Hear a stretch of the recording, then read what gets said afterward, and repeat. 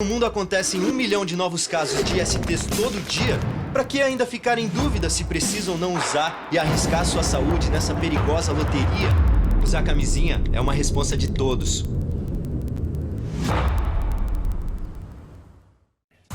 Rodoviários fazem nova manifestação na frente da garagem da Aviação Cidade Verde por direitos trabalhistas.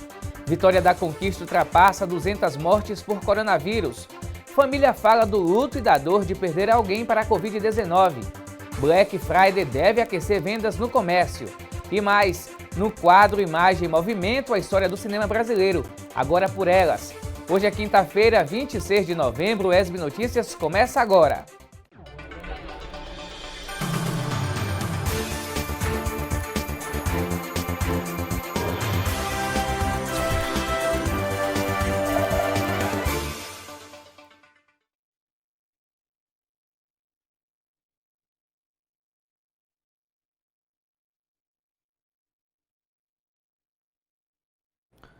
Olá, tudo bem? Seja bem-vindo ao ESB Notícias, informação, formação e conhecimento.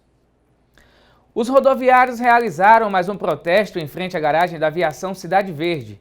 Desta vez, os ex-funcionários da empresa reclamam da alteração do acordo feito com o sindicato, dificultando o saque do FGTS. A manifestação ocorreu no fim da manhã de ontem, em frente à garagem da empresa Cidade Verde. Ex-funcionários compareceram ao local em protesto contra uma alteração no que foi acordado anteriormente junto ao sindicato, dificultando assim sacar o FGTS, segundo os manifestantes. Nas imagens divulgadas nas redes sociais, os ex-funcionários gritavam pelo pagamento da rescisão.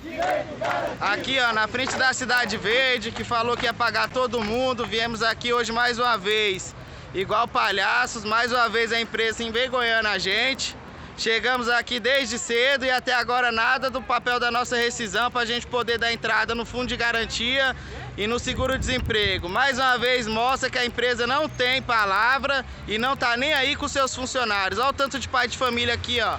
Na manhã desta quinta-feira, os funcionários retornaram à garagem mais uma vez para cobrar o pagamento dos direitos. Nossa principal reivindicação é a que a gente já fez ontem, uma manifestação, porque a gente acabou aceitando um acordo com a empresa, onde a gente vai perder 20% da rescisão, da multa dos 40%, e a rescisão a gente vai receber parcelado. Por que a gente aceitou isso? Porque teve duas opções, ou a gente aceitava isso, ou a gente pegava e ia para a justiça e ficava com todos os direitos retidos. Como nós temos família, aluguel, contas para pagar, aceitamos. Era para ter sido feito para isso ter sido pago no dia 17, não foi. Essa semana teve uma nova assembleia, onde a gente acabou aceitando de novo isso daí. A empresa fez apenas um depósito da primeira parcela, falou que a gente já está recebendo os papéis da homologação. Assim que assinasse, recebemos a primeira parcela. Viemos na garagem para assinar o papel da homologação. Não conseguimos, falaram para o outro dia, que foi ontem. A gente veio aqui, mais uma vez fizeram a gente de besta. Não resolveu nada e a gente está aqui hoje mais uma vez para reivindicar, porque a gente precisa pagar as contas de casa. Mais uma vez, a equipe da TV UESB tentou contatar os representantes da empresa Cidade Verde para falar a respeito das reivindicações dos ex-funcionários demitidos recentemente.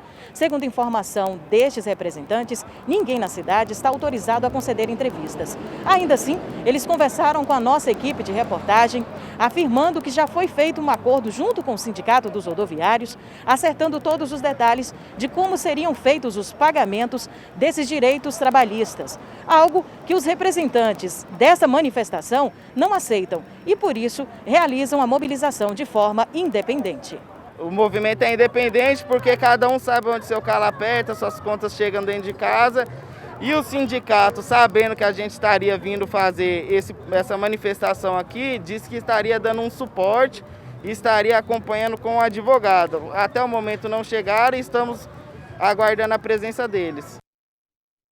A gente vai continuar acompanhando essa situação, o desdobramento dessa movimentação e mais informações nos nossos próximos telejornais. Mais um óbito por coronavírus foi registrado nas últimas 24 horas em Vitória da Conquista.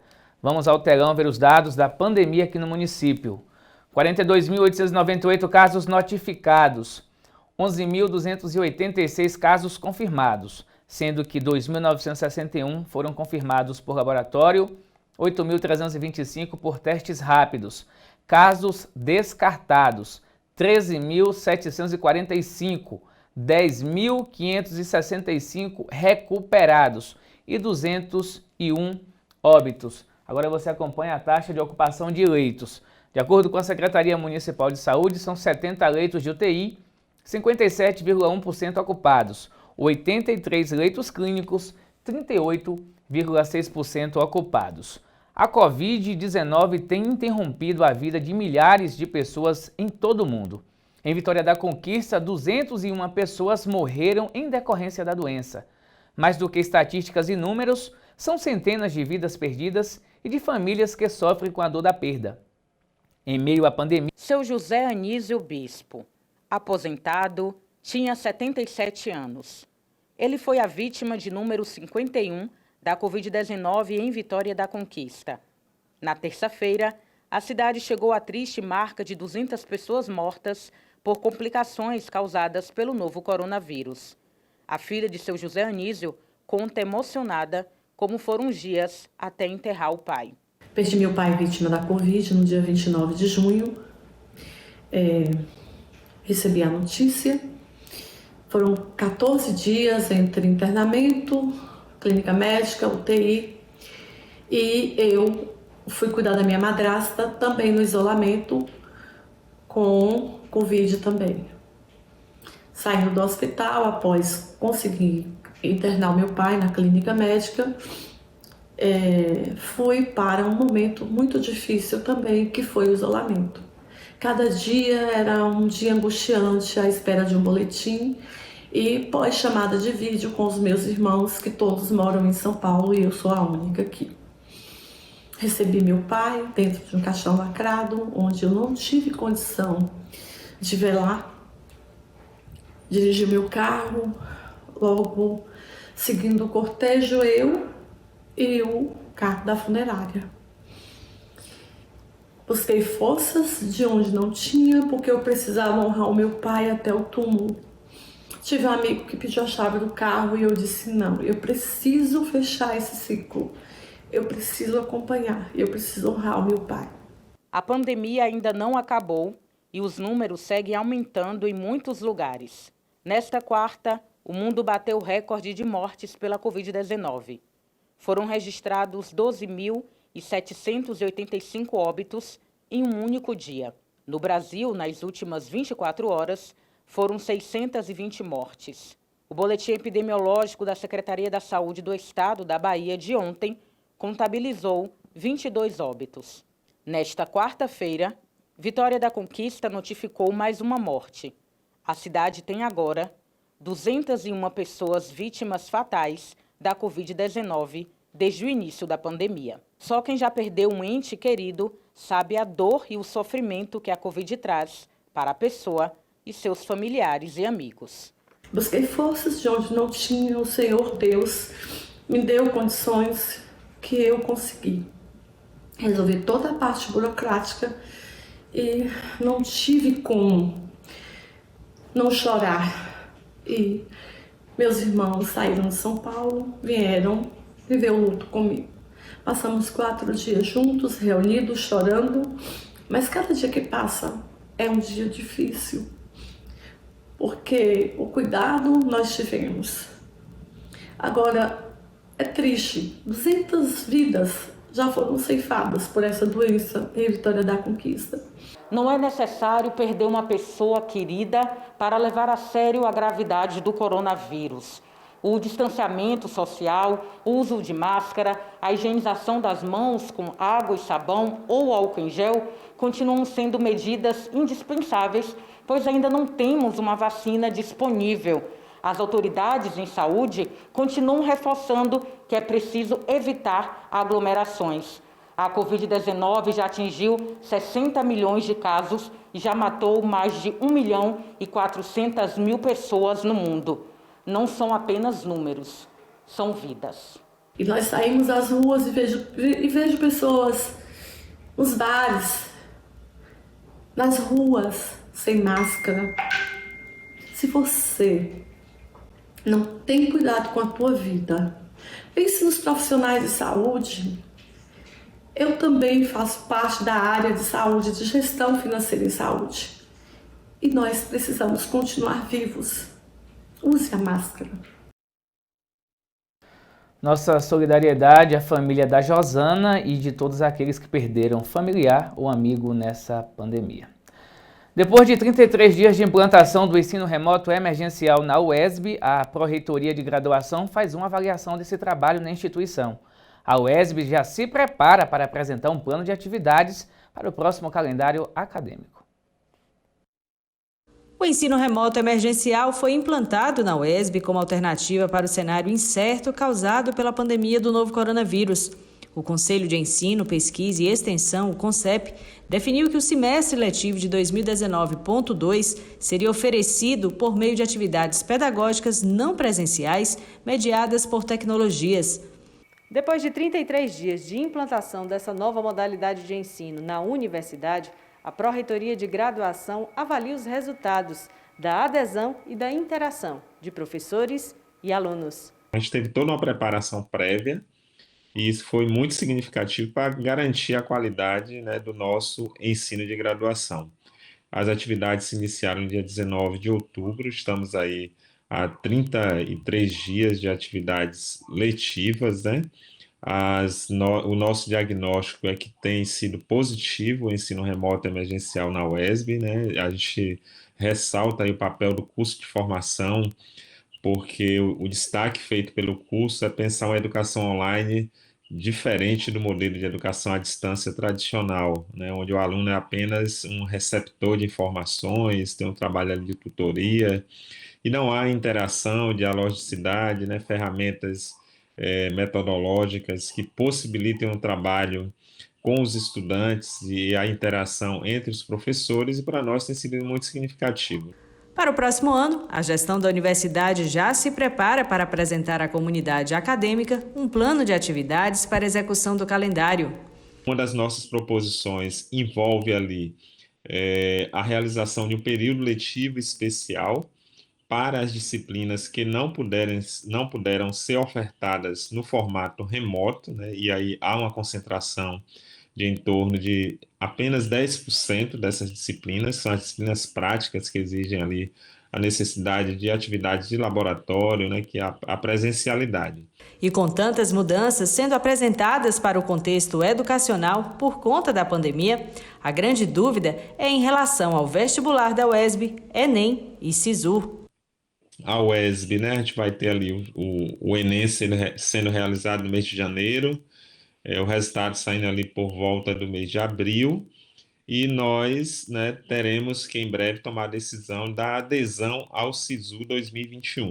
A gente sabe das angústias dos nossos estudantes, dos nossos candidatos que primam aí, buscam a vaga para ingressar na universidade via vestibular. A gente quer acalmá-los, né? O vestibular ele não está cancelado, né? Nós ainda não vamos poder fazer nesse início de ano, porque envolve aglomeração, né? Envolve processo seletivo ampliado, são em torno de 15 mil candidatos no vestibular da UESB, e nós não temos condições objetivas, condições sanitárias para fazermos o processo seletivo. Então, a gente vai adiar esse primeira parte do ano 2020, vamos acompanhar esse cenário da pandemia, né? Nós apenas estamos prorrogando aí a data da sua aplicação. Tempo nublado com possibilidade de chuva para os próximos dias. Veja na previsão do tempo para a Vitória da Conquista e região.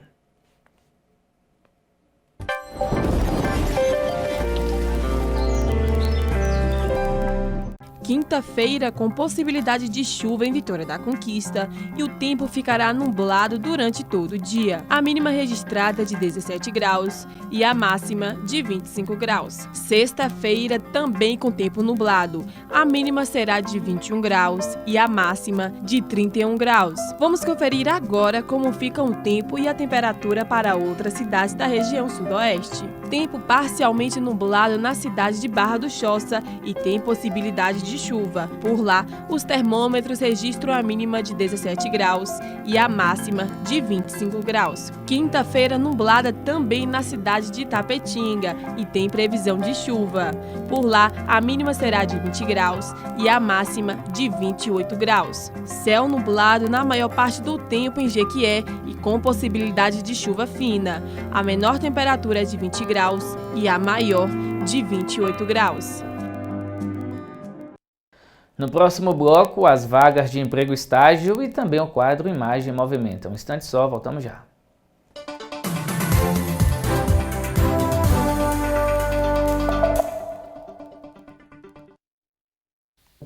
Assim como os vírus, as fake news também evoluem. A cada dia, os criadores de notícias falsas usam novas tecnologias e ferramentas para montar e divulgar conteúdos falsos. Você já ouviu falar de deepfake? É uma ferramenta que se utiliza de sons e movimentos para criar vídeos falsos, além do que a edição já permitia. Por exemplo, dá para colocar na boca de um candidato palavras que ele nunca disse. Ou seja, hoje em dia não dá mais para acreditar nem no que a gente vê. Por isso, antes de cair no conto de uma foto ou de um vídeo falso, desconfie.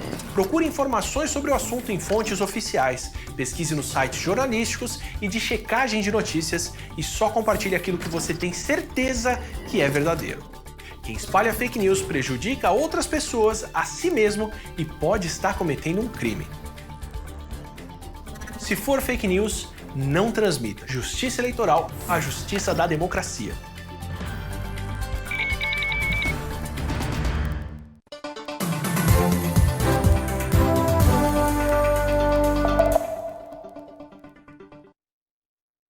O SB Notícias está de volta e veja agora as vagas de emprego estágio para a Vitória da Conquista.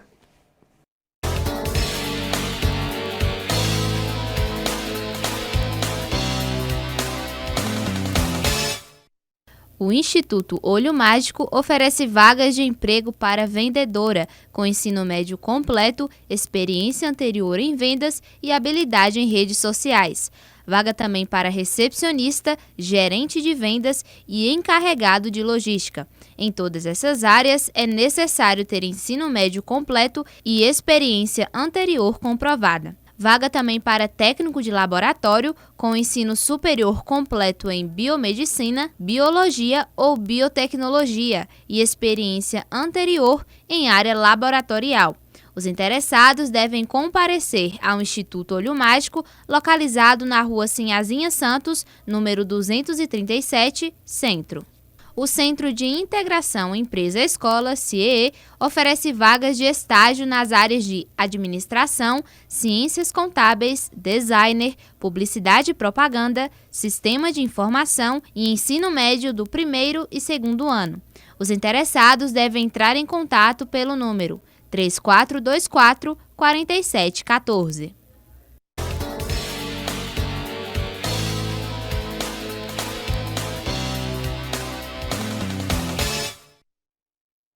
Uma das épocas mais importantes para o comércio no país acaba de chegar. No dia 27 de novembro acontece a Black Friday 2020.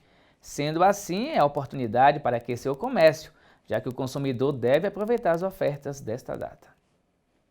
Quando novembro chega, comerciantes e consumidores se planejam para as promoções do famoso Black Friday. Nas vitrines das lojas, produtos atraem os olhares dos clientes, mas além deles, os valores também chamam a atenção. Nessa loja, são muitos produtos em oferta. Preparamos as coisas, com preços bem atrativos para que o cliente entre dentro da loja e perceba que a gente está realmente nessa movimentação, de desconto, nessa movimentação de preços bem atrativos realmente. Engana-se quem pensa que as ofertas nesse Black Friday se restringem às lojas de roupas, eletrônicos e eletrodomésticos. As farmácias também estão preparadas para oferecer descontos aos consumidores. Nós estamos fazendo algumas promoções, dando desconto de 20%, 30% em alguns produtos, mas assim, a gente já faz isso semanalmente, a gente já faz essas promoções durante todo o ano. Então a gente já dá os descontos em alguns produtos que a gente vê que tem grande quantidade e a gente já vai colocando as promoções Todas as semanas a gente escolhe produtos específicos para poder colocar em promoção. Mas a parte de perfumaria é onde a gente tem o maior desconto desses produtos, que a gente chega a 20%, 30% em produtos dermocosméticos, shampoos. Então a gente já planeja, isso já é anual. Então quando chega na Black Friday a gente só acrescenta em alguns produtos. A expectativa é de que a Black Friday aqueça as vendas após um período de queda estimulado pela pandemia. Olha, a nossa expectativa é a melhor possível, né? Desde o início de nossa campanha na segunda-feira e desde a inauguração de nossa decoração de Natal, a gente já vem retomando o nosso fluxo normal de antes da pandemia. No entanto, nos tempos atuais, não basta que o cliente saia satisfeito com as compras, é necessário que ele adentre as lojas e shoppings com segurança e proteção contra o coronavírus. É sempre bom ressaltar que a gente está atento a todas as medidas de segurança, reforçamos e reiteramos todos os protocolos de segurança, como distanciamento, a aplicação do álcool em gel, toda a higienização das dependências do shopping, durante esse período de maior fluxo e, consequentemente, de maior vendas. Mas além de prestar atenção nas ofertas, nos protocolos de segurança, o consumidor precisa ficar atento para não cair em golpe ou pegadinha. Bom, ele deve denunciar aos órgãos competentes, um órgão mais acessível ao PROCON. A gente está vivendo um momento de pandemia, que muitos órgãos estão fechados e o acesso não está tendo não é muito simples, mas a gente tem uma plataforma governamental que se chama consumidor.gov. É um tipo de PROCON online, onde você pode registrar essas questões que haverá uma intermediação. Esse órgão, esse tipo de plataforma, você tem profissionais que vão dialogar junto com as empresas e vão intermediar. Se você não conseguir resolver, eles vão encaminhar para que você registre alguma queixa no Poder Judiciário. Nós temos também Ministério Público, nós temos, em algumas cidades, temos as delegacias de defesa do consumidor e temos juizados também que a gente pode utilizar. Lembrando que os produtos que vêm com vícios, que aqueles que apresentam uma funcionalidade precária, que destoa daquilo que ele realmente foi dito, esses produtos eles podem depois ser reclamados com a questão da funcionalidade. E os produtos comprados de forma online, você tem um prazo de 7 dias para desistir. É um direito de arrependimento. Porque muitas vezes quando você compra alguma coisa pela internet, quando chega não é exatamente aquilo que você viu. Aí você tem um prazo de 7 dias para devolver esse produto. E no quadro Imagem em Movimento, a história do cinema brasileiro. Agora por elas.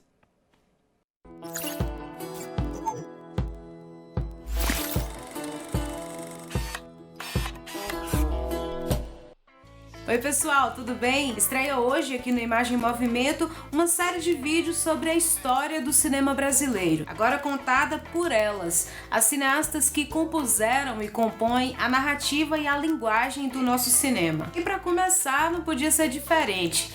Vamos conhecer a história da primeira diretora de filmes do Brasil. Na verdade, até onde se tem notícia, a primeira diretora em língua portuguesa. Ela se chama Cléude Verberena.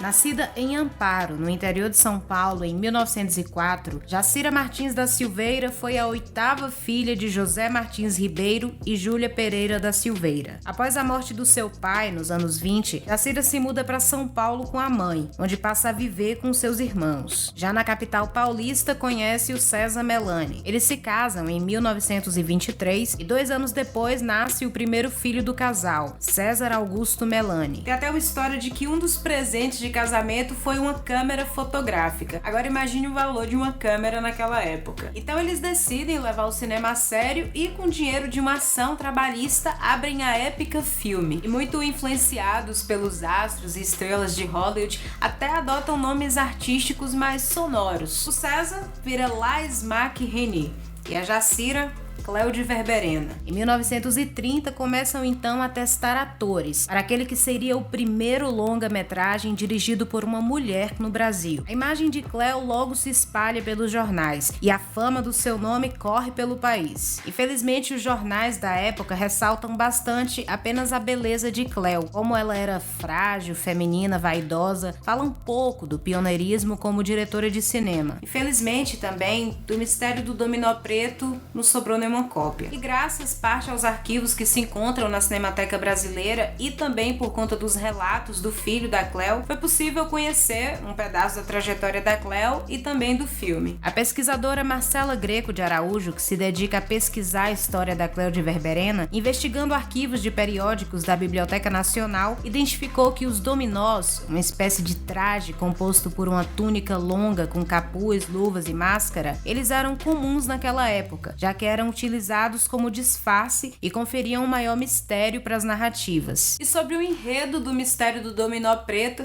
a Marcela relata que é possível ter alguma ideia, já que foram recentemente encontradas as versões da novela que originou o longa da Cléo, escritas pelo médico Aristides Rabelo, que utilizava o pseudônimo Marinho Correia. A trama foi publicada pela primeira vez em 1912 no jornal carioca À Noite. 9 anos depois, ganhou uma versão modificada para o jornal portenho La Novela Semanal. E por fim, a última versão, e possivelmente a que Cléo teve acesso, foi a de 1926, publicada na revista paulistana O Comentário. A história era basicamente a seguinte: um estudante de medicina encontra uma mulher na rua e a resgata para tentar salvá-la. Só que, infelizmente, a moça que vestia um dominó preto não resiste e acaba morrendo. Porém, ele encontra com ela indícios de que teria sido seu amante o culpado da morte. O jovem então envia uma carta ao jornal solicitando a presença do amante para que tomasse uma providência em relação ao corpo da mulher. E em havendo omissão, ele ameaça divulgar tão logo a identidade da vítima. Na primeira versão, o estudante e o amante acabam se livrando do corpo, colocam o cadáver dentro de uma mala e enterram em um terreno baldio. Já nas duas versões seguintes, o corpo da mulher é lançado ao mar. História bem sinistra, né? E por mais que o longa esteja perdido, a revista Cinearte da época publicou um resumão antes da estreia e revela ali algumas características da adaptação. Ela parece menos moralista e conservadora do que a versão literária, mas ainda assim, como uma espécie de castigo por uma traição, a mulher morre. Na versão de Aristides, inclusive, o desprezo era tão grande que nem mesmo nome a personagem tinha. Na versão literária, o assassinato da mulher havia sido praticado por uma outra mulher, namorada do amante, que agiu motivada por ciúmes. E o estudante decide então acobertar a história para não prejudicar ninguém. Já na versão de Cléo, o caso é esclarecido na delegacia e o nome do criminoso é divulgado em todos os jornais da cidade. O ator Nelson de Oliveira e o próprio César Melani, já com o pseudônimo Lais Mac Reni, interpretaram os personagens. Já Cléo fazia a mulher. O Mistério do Dominó Preto estreou em fevereiro de 1931 na Semana Brasileira de Cinema. Após essa exibição, seguiu para poucas cidades do país, nem chegou a ser exibido no Rio de Janeiro, que era a capital da época. O filme teve críticas positivas, negativas, mas só o fato de ter travado esse tipo de diálogo já demonstrou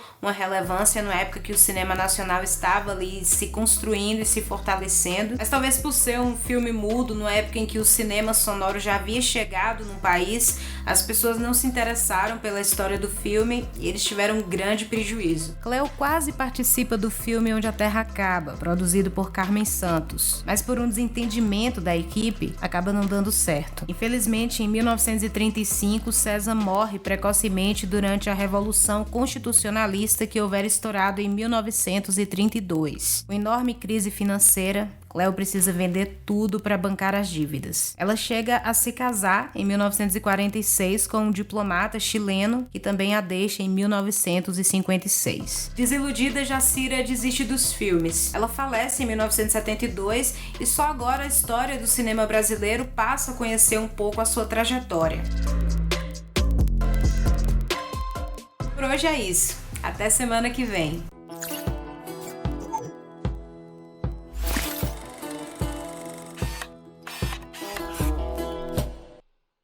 Tá aí um legado importante para a história do cinema brasileiro. Obrigado, Isaura. E o ESB Notícias de hoje termina aqui. Você revê os nossos telejornais no YouTube e pode mandar sua sugestão para o nosso WhatsApp. 3424-8763. Obrigado pela companhia e até mais.